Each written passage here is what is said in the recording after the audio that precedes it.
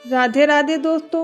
भगवान शिव और माता पार्वती की कृपा आप सभी पर बनी रहे और आपके जीवन में सुख शांति तथा समृद्धि का वास हो। हिंदू धर्म में प्रदोष व्रत को भगवान शिव की कृपा प्राप्त करने वाला अत्यंत शुभ और पुण्यदायक व्रत माना गया है। धार्मिक मान्यताओं के अनुसार जो भी भक्त श्रद्धा और सच्चे मन से प्रदोष व्रत रखता है तथा भगवान शिव की पूजा करता है, उसके जीवन की अनेक परेशानियां धीरे धीरे समाप्त होने लगती है। साथ ही व्यक्ति को मानसिक शांति, परिवार में सुख और कार्यों में सफलता भी प्राप्त होती है।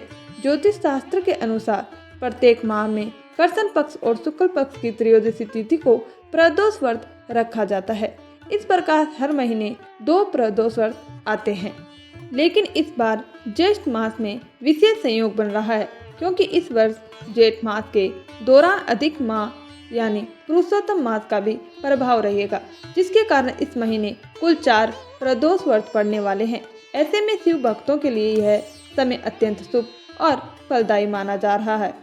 अब बात करते हैं मई महीने में आने वाले पहले प्रदोष व्रत की। आखिर यह व्रत कब रखा जाएगा, किस दिन इसका महत्व सबसे अधिक रहेगा और कौन सा प्रदोष होगा, इस दिन पूजा करने से भक्तों को कौन कौन से शुभ फल प्राप्त हो सकते हैं, साथ ही आप जानेंगे पूजा का सही समय, प्रदोष काल और कुछ विशेष उपाय जिनसे भगवान शिव और देवगुरु बृहस्पति की विशेष कृपा प्राप्त की जा सकती है। धार्मिक पंचांग के अनुसार ज्येष्ठ मास के कृष्ण पक्ष की त्रयोदशी तिथि 14 मई दिन गुरुवार सुबह लगभग 11:21 पर प्रारंभ होगी और इसका समापन 15 मई शुक्रवार की सुबह लगभग 8:31 पर होगा। त्रयोदशी तिथि 2 दिनों तक रहने के कारण कई लोगों के मन में यह सवाल है कि प्रदोष व्रत आखिर किस दिन रखा जाएगा।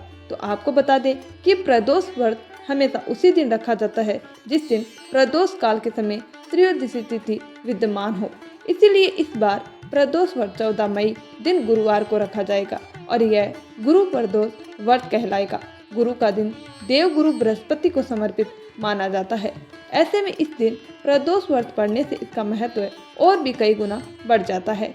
मान्यता है कि इस दिन भगवान शिव के साथ बृहस्पति देव की कृपा भी प्राप्त होती है। सच्चे मन से व्रत रखने और पूजा करने वाले भक्तों को ज्ञान, बुद्धि, मान सम्मान, आर्थिक उन्नति और परिवार में सुख की प्राप्ति होती है। इसके अलावा जिन लोगों की कुंडली में गुरु ग्रह कमजोर होता है, उनके लिए भी यह दिन अत्यंत शुभ माना गया है।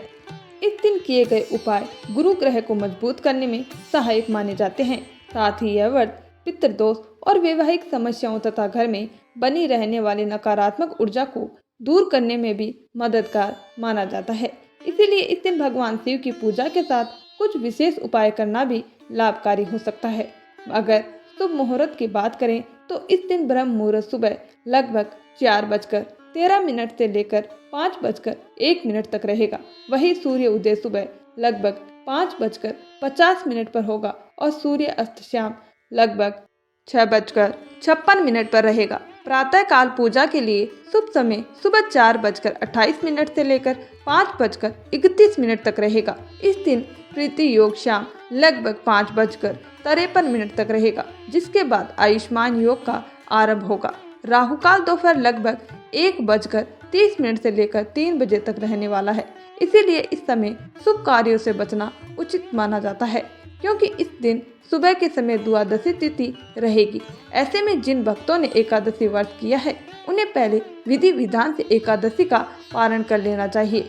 उसके बाद ही प्रदोष व्रत का संकल्प लेकर पूजा आरंभ करनी चाहिए।